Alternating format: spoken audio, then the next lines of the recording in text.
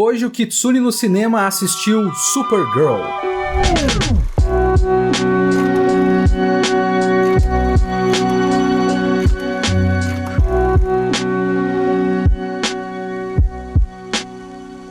Esse é o Kitsune no cinema, o nosso formato para falar dos filmes que estão em cartaz no cinema no momento, mais de bate-pronto, mais rápido, mais livre, certo?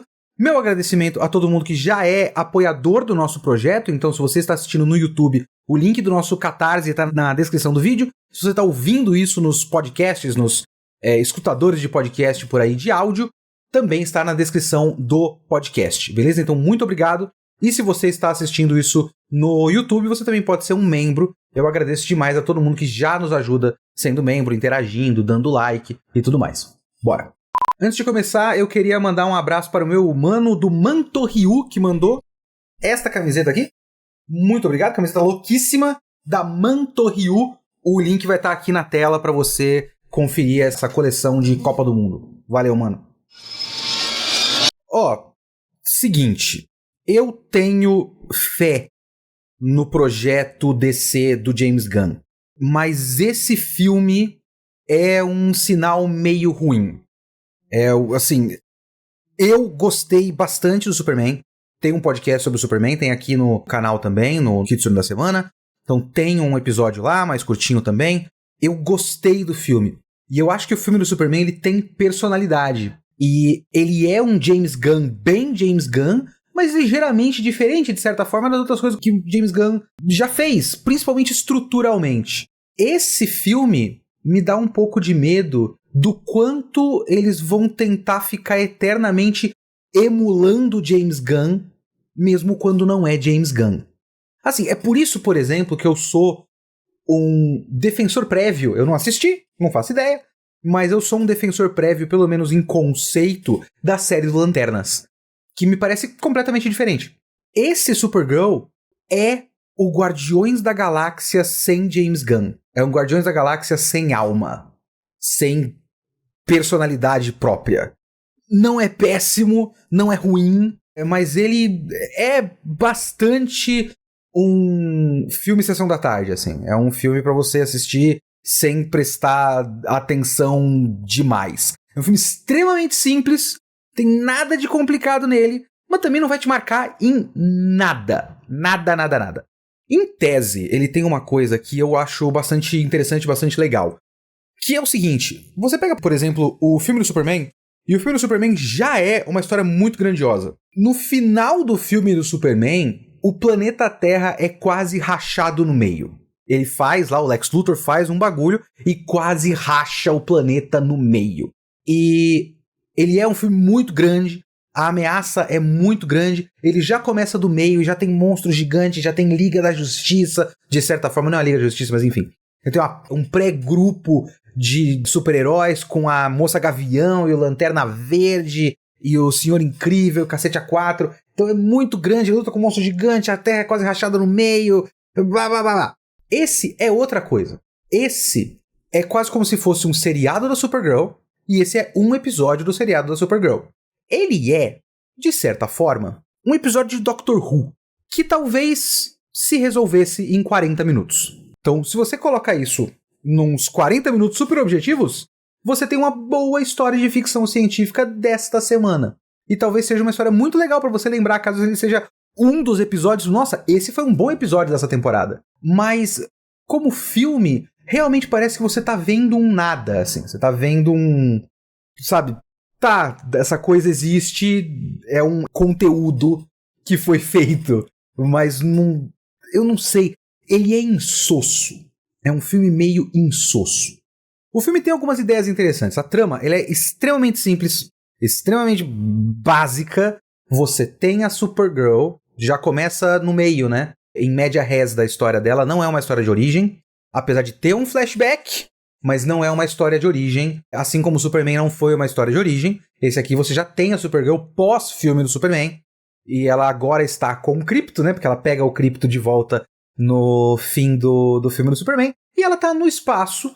Então você vê que ela tem essa vida completamente desregrada, ela bebe, ela vai pra bar, e ela não faz nada da vida, e a nave dela é toda suja, etc, etc, certo? Ela tem até uma coisa bastante interessante, e que cria uma coisa legal, que é o fato de que ela não sabe se ela quer viver num planeta de sol amarelo, porque classicamente o Superman tem os seus poderes por estar na Terra, que é um planeta que orbita ao redor de um sol amarelo, e não como Krypton, que orbitava ao redor de um sol vermelho. Lá em Krypton todo mundo era meio ser humano normal, mas quando chega na Terra, o sol amarelo não bloqueia os poderes e o potencial dos kryptonianos, então ela é super poderosa. Seria super poderosa. Mas ela não sabe se ela quer isso. Então ela vai para planetas de sol vermelho para ela ser normal, sem ser super forte, porque aí, por exemplo, ela pode ficar bêbada. Porque se ela tomasse um monte de uísque na Terra, ela não ia sentir nada. E ela vai para lugares porque ela quer. É uma clara tentativa de anestesiar a dor do luto da morte dos pais e do planeta. E depois é explicado que não é exatamente do planeta, porque ela nasceu depois da explosão de Krypton e tem toda uma questão lá de Argo e tudo mais. Mas vocês vão ver no filme quando vocês forem assistir. Então ela está tentando anestesiar a dor dela. A gente começa já do meio. E ela não tem exatamente uma busca pessoal específica. Não é tipo, a história começa com a Supergirl que precisa ir para tal lugar e fazer tal coisa porque ela tem o objetivo de X. Ela tem uma dor e ela tenta fugir dessa dor. Então, obviamente, a jornada do filme, para ela, é não fugir dessa dor. Encarar a dor de frente. Mas isso também quer dizer que a trama não é exatamente sobre ela, quando você vê a trama na prática. A trama é, tem uma menina, os pais dela morrem, ela quer vingança. Ela procura pessoas para auxiliar na vingança dela, acaba encontrando a Supergirl, que acaba ajudando ela meio que por acidente. Então a trama não é da Supergirl. A trama é dessa menina. E aí, para fazer com que a trama seja da Supergirl, eles fazem a manobra hollywoodiana mais covarde que existe, que é contagem regressiva para a morte do cachorro. O cachorro levou um tiro, ele vai morrer. Coitado, Isso dá certo, por exemplo, quando você tem um John Wick. É basicamente o John Wick dos super-heróis esse filme. Porque o resto do filme é ela indo atrás dos caras por conta do cachorro. Assim como o John Wick também foi ele indo atrás dos caras que mataram o cachorro dele. No caso, o Krypto não morre nessa cena. Ele não toma um tiro e morre instantaneamente. Ele está envenenado e tem 3 dias e tem uma contagem regressiva. A coisa que eu acho mais interessante e que eu acho positiva, bastante positiva, principalmente para o que esse universo DC está fazendo. Se você pegar, por exemplo, o Superman, que é um herói bastante positivo, ele não é edgy, ele não é violento, ele não é dark, escuro, sangue jorrando, não é vamos fazer o Superman para adultos, não, ele é super positivo. A grande mensagem final do Superman, do James Gunn, é que ser bom é punk, né? Ter empatia é punk. Porque a gente tá numa época tão anti-empatia que você pregar a empatia é uma contracorrente. Essa é a tese do filme Superman. Esse filme vai mais ou menos nessa linha, com uma personagem completamente diferente. Ela é muito longe do escoteiro positivo do Superman. Ela é uma personagem completamente oposta no sentido de atmosfera e personalidade. Mas, quando a menina vem pra se vingar pela morte dos pais, tudo que ela fala é não. Não vai adiantar você matar essas pessoas. Você vai ficar mal com isso. Você não vai... Seu coração não vai ficar melhor. Não vai curar a dor da morte dos seus pais. E a vingança só vai fazer você cada vez mais se afundar. Ela vai atrás dos caras pra pegar o antídoto do veneno. Então elas têm objetivos em comum de ir atrás da mesma pessoa. Porque é o mesmo cara. Mas ela tá o tempo todo falando, não, eu não vou permitir que você mate esses caras. Isso é legal. Isso faz bastante sentido. Tem uma escolha no fim do filme que eu ainda acho que faz bastante sentido, mesmo nessa lógica, porque tem mais a ver com ela como uma heroína se sacrificar. Sacrificar a própria alma, digamos assim. Vocês vão entender quando assistir, eu tô tentando ser mais ou menos genérico, mas talvez tenha ficado mais ou menos claro. Mas enfim. Então, esses temas são razoavelmente ok, assim, são não exatamente bem trabalhados, mas eles são muito simples. E eles também são concluídos de forma bastante simples e de forma bastante lógica. Eu não vou esperar que eles façam algo tão surpreendente nesse sentido. É legal que essa seja a ideia. Eu gosto da decisão no final, do que a Supergirl faz. Então, essas partes eu não tenho nenhum problema. Só que assim, o que eu falei agora há pouco? A trama do mataram o meu cachorro, agora eu vou atrás desses caras, funciona muito bem no John Wick. Por quê? John Wick é um filme também extremamente simples. Mas o que ele tem? Ele tem a apresentação. Ele tem a performance. A ação do John Wick é bem diferente e muito melhor do que a média. Pelo menos pra mim, né? Eu acho que eu não tô sozinho nessa. Obviamente que tem um monte de gente que vai discordar. Falar, John Wick nem é tão bom assim. Você... Por exemplo, o Gil, o nosso editor do Kitsune da Semana, ele é o rato dos filmes chinês. Já me passou vários filmes que eu não vi nenhum até agora porque eu não tenho tempo. É foda. Mas ele toda hora tá recomendando algum filme chinês recente, assim. Ele tá acompanhando os novos lançamentos de filme de Kung Fu e filme de ação chinês. Talvez o Gil olhe pra um John Wick e fale, mais do mesmo. Eu vejo isso em Hong Kong o tempo todo. Mas, pra mim, o John Wick ele tem uma direção de ação bastante diferente, pelo menos da média hollywoodiana. Ele é bastante acima da média hollywoodiana. Não é o que acontece em Supergirl. Supergirl é um filme, nesse sentido de apresentação e de ação e tudo mais, extremamente médio. Ele é médio.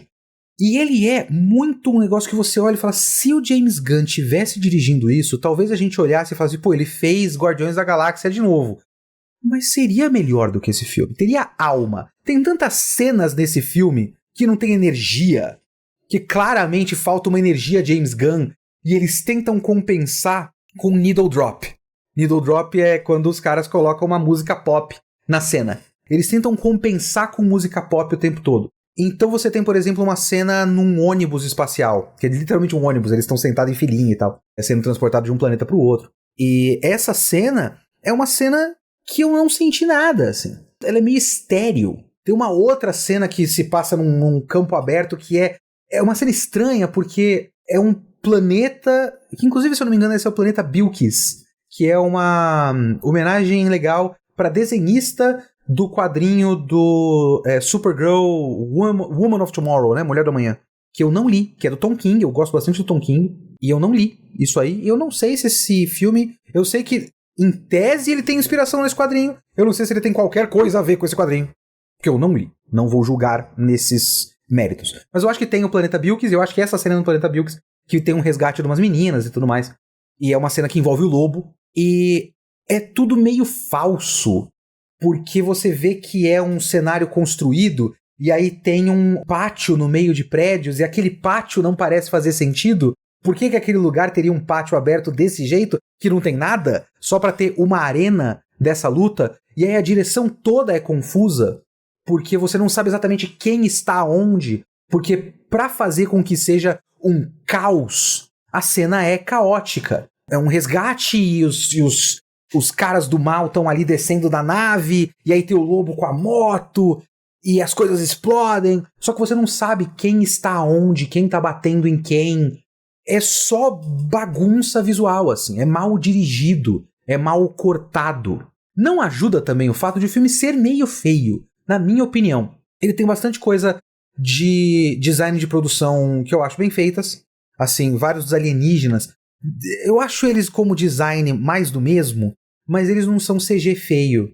Eles me parecem, boa parte deles parece uns bonecos de maquiagem ou de animatrônico. Então a maior parte dos alienígenas não ficou um CG mal feito. Parece uma coisa mais palpável. Os designs são genéricos, mas pelo menos eles são palpáveis. Eu gosto de vários dos figurinos, por exemplo. Eu gosto do figurino da Supergirl ao longo do filme e sem o uniforme de Supergirl por boa parte do filme. E até a construção da cena para ela usar um uniforme no final é bastante legal, que tem a ver com o próprio Superman, tem a ver com o que os pais dela falam em Argo quando ela tá crescendo e ela toma a decisão de usar o uniforme como quase uma decisão ideológica, digamos assim. Então é uma cena legal. O lobo ficou muito bom. Eu acho que ele tá com enchimento, o Jason Momoa tá com enchimento para ficar um pouco maior, o que é estranho, porque o Jason Momoa já é muito grande. Mas eu acho que com a roupa, se ele só se pintasse meio de azul e colocasse um coletinho, ele não ia parecer alienígena gigantesco. Então os caras colocaram um pouco de enchimento, mas acho que ficou bom, no geral. Então o Jason Momoa nasceu pra fazer o lobo. Claramente tem que ter um filme do lobo alguma hora, porque nasceu pra porra do papel. No filme, Não fede nem cheira, ele tá lá, as cenas que ele tá são boas, e é isso, tá ótimo, não prejudica, mas o lobo tá legal visualmente. Mas eu acho que a ambientação toda e a fotografia do filme me incomodam pra caramba, porque é um filme feio, é um filme sujo. O que ele tenta fazer é fazer com que aquele mundo, aqueles mundos, as naves e os planetas e tudo mais, eles sejam palpáveis e vividos com muita sujeira. Então não é estéril. O que é legal nesse sentido. Visualmente ele não é estéril. Só que, talvez, por conta de criar uma lógica visual pra gente saber onde ela está e como está o poder dela, porque tem a questão do sol vermelho e do sol amarelo, e num certo momento o sol verde, num certo planeta, Superman, Supergirl, filme de herói, foda-se, sol verde, vambora. Tem um sol verde, tem uma camada, um filtro nessas cenas, na maior parte do filme. Então o filme ele é todo, praticamente todo amarelo bege. Ele tem um filtro de mijo, um filtro de lama. Ele é meio escuro e muito amarelo. Eu até achei que de repente, isso aqui, esse planeta é assim, esse planeta é assim. Na hora que tem o sol verde, toda a fotografia fica verde, pra depois, porque são 2 sóis naquele planeta. Tem um momento que o sol verde prejudica ela, só que aí vem o sol amarelo e ela melhora. Então a fotografia muda, porque deixou de ficar verde, agora tá amarelo, beleza. Só que quando ela tem um flashback em Metrópolis, porque ela passa um tempo, ela vai pra Terra e depois encontra o Superman, passa um tempo em Metrópolis e depois vai pro espaço. Quando ela tem uma cena num flashback em Metrópolis, Metrópolis está amarela. Como se fosse um eterno pôr do sol. Porque, tudo bem, o planeta Terra também tem um sol amarelo. Só que o sol amarelo não significa que tudo vai ser amarelo. Como se fosse um filme da Netflix do México. Todo esse filme é um filme da Netflix de tráfico de droga no México. Ele é muito feio. Eu não tem graça de olhar para esse filme. Esse é o problema, sabe? E eu acho que isso, os filmes, por exemplo, do James Gunn acertam melhor. Eles têm um pouco mais de vida e de graça visual. Isso juntando com a direção de ação, por exemplo, que tem uma cena muito legal, que é estragada por uma música pop. Eu não sei nem que música que é, mas a cena final, depois que a Supergirl arromba com um raio dos olhos dela a lateral de uma nave, e aí começa a bater em um monte de gente ao mesmo tempo, e é uma cena super cheia de energia, cheia de força e tudo mais. Eu falei, essa cena tá legal. E aí eles cortam a energia e a força dessa cena pra tocar uma música mais lenta pra fazer um contraste de violência com música lenta. Uma música mais bonita, uma música mais balada romântica quase, pra fazer esse contraste. E eu, caramba, essa cena tava tão legal, tinha tanta energia nessa cena, e eles cortam a energia dessa cena pra fazer a fórmula James Gunn de as pessoas vão lembrar dessa cena porque tocou essa música. Eu nem sei que música é essa. Talvez outras pessoas conheçam, mas eu não conheço essa porra dessa música. Então você junta com a direção de ação, com essas manias pra tentar fazer o filme parecer um filme do James Gunn, que não é dirigido por ele, dirigido por Craig Gillespie. Esse homem fez Eutônia, que é um filme muito bom, e ele fez aquela merda daquele Cruella. Nossa, como é ruim esse filme do Cruella. Ok, é um diretor meia boqueta que acertou uma vez. Então tudo isso já não ajuda, e aí você vem pros personagens. Eu não tenho nada contra a personagem da Supergirl. As coisas, a maneira como ela funciona na trama faz sentido com a jornada da personagem. Como eu já falei, ela é uma pessoa traumatizada, porque ao contrário do Superman, o Superman chegou bebê e foi criado pelos Kents, no Kansas.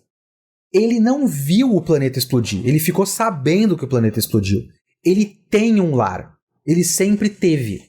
Ele só tem essa herança dos pais dele, que depois no filme é trabalhado e os caras fazem uma mudança ali no lore do Superman, uma mudança que eu até gosto no filme, mas a Supergirl, ela tem uma lógica diferente, porque o que acontece com a Supergirl é que os pais dela, que era o irmão do pai do Superman, então ela é prima, né, ela é a Kara Zor-El, eles tinham alertado Krypton de que ia explodir e tudo mais, e ninguém ouviu a história clássica. E ele, ao invés de fazer como o irmão que mandou o filho numa cápsula pro espaço pra ir pra Terra, ele tinha um bagulho de cortar com uma redoma uma parte do planeta e, sabe, levantar e fazer como se, tipo, salvar uma parte do planeta. Ele salvou numa redoma de energia, um campo de força, uma parte do planeta literal, com prédios e a crosta do planeta e tudo mais. E só que o problema com o tempo é que eles passaram muitos anos ali, só que como ele tirou uma parte do planeta, ele também tirou kryptonita do núcleo do planeta, e aí a kryptonita começou a infectar o solo, e aí todos morreram.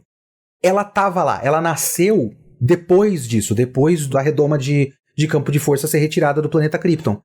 Então ela viveu com os pais e viu os pais morrerem. Ela viu a coisa dando errado. Então ela tem um trauma muito forte. E ela é muito fechada, ela é muito reclusa. E ela tá naquela jornada de ver o que ela quer da vida, porque ela quer ver se ela esquece esse negócio. Então é muito sobre luto, é muito sobre como pessoas diferentes lidam com o luto de formas diferentes. Se você se fecha, se você desconta no mundo, tem essas coisas. Então tem isso, e isso faz sentido para ela. E você tem a menina. A menina, Ruthie é o nome dela. A menina que quer vingança. Que é uma menina que ao longo do filme todo, depois na cena final do filme, você vê que ela não é uma pessoa desse jeito. Só que por conta de a primeira coisa que a gente vê no filme, a gente não vê ela antes. A gente só vê ela vendo os pais morrerem. Só o que ela tem ao longo do filme é cara fechada e raiva. Então o que você tem, e tudo isso faz sentido, tá? Eu não tô falando que não faz sentido. Tudo isso faz sentido com a trama. Tudo que tem ali é uma personagem fechada, que não tá nem aí pra nada, e uma personagem de cara fechada o tempo todo, com muita raiva. Elas não têm química. Essa é claramente uma daquelas histórias meio Last of Us, sabe? Sabe quem devia fazer a Supergirl? Pedro Pascal. Esse é o típico filme Pedro Pascal. É o Pedro Pascal e uma criança. Só que o Pedro Pascal, no caso, é a Millie Alcock. Ela tá muito bem, inclusive. É uma ótima escolha. Essa atriz que fazia a Rhaenyra Targaryen na metade da primeira temporada do Casa do Dragão. É a Rhaenyra mais jovem. E é a parte que a Rhaenyra tem personalidade, né? Depois ela fica meio sem graçona. Uma ótima atriz Z. Emma Darcy. Eu não sei como se fala isso em linguagem neutra. Caralho, ator, atriz, performer. Emma Darcy, mas estragaram um pouquinho a personagem com o tempo, né? Mas na parte da Millie Alcock ela tinha uma força, uma verve que ela não depois deixa de ter. E a atriz, a Millie Alcock, tem isso, então ela traz isso pra personagem. Só que as duas personagens estão num ponto onde elas não se conectam, porque faz sentido com as personagens. A consequência disso é que você tem uma dupla sem nenhuma química. É uma pena, por mais que faça sentido com a história, a consequência disso é que você tem o tipo de história que precisa dessa química, porque esse é um filme Guardiões da Galáxia, esse é um buddy cop, sabe? Um filme de jornada com duas pessoas, tem que formar uma duplinha, e é uma jornada dupla. Você tem que gostar desses caras, porque faz parte do charme desse tipo de história. Não está existindo. Não ajuda também o fato de que os vilões são uma bosta. Eu não sei se esses caras existem nos quadrinhos, eu não conheço eles, talvez sejam personagens do próprio quadrinho do Tom King da Supergirl que eu não li, aliás. Eu li muito pouco de Supergirl. É muito provável que esses caras existam no universo DC em uma outra forma, mas eles são tipo vilão espacial genérico, bandido espacial genérico, e eles são maus porque eles são maus, porque eles são bandidos, e os caras não têm nenhuma graça. Nenhuma graça. Então você tem uma dupla sem química contra um vilão que não tem graça. Você não tá nem aí pra história sendo contada. E as cenas de ação não ajudam. Então tudo tá meio que funcionando no papel. Sabe? As coisas funcionam estruturalmente falando, sabe? Tem primeiro, segundo, terceiro ato. Tem a escalada dos desafios, sabe? Tem ponto de virada. As coisas estão lá. O roteiro funciona. Não tá tão mal feito assim visualmente. Eu não gosto da escolha de fotografia, mas não é como se estivesse mal feito. A única coisa que tá mal feita é que tem muita tela verde feia. Hollywood não tá acertando tela verde. Então, de vez em quando você tem umas telas verdes meio feias. Mas quando não é tela verde, tá legal. Algumas coisas um pouco mais falsas, outras um pouco menos falsas. Mas ele tá muito sem graça. Muito sem graça. Muito sem personalidade. É um filme esquecível. Não é um filme péssimo, mas é um filme esquecível. E esse é o segundo filme do universo DC. Sabe, o primeiro filme é um filme legal. Não fez um arrombo de sucesso, mas é um filme legal. E o segundo filme já é esquecível. E aí, como é que vai ser? Não sei. tá aí mais um conteúdo lançado. Se esse filme tivesse sido lançado direto para HBO Max, seria um filme para você ver, prestando meia atenção na sua casa, sem sair de casa. Eu saí pra assistir numa quarta-feira que o ingresso é mais barato.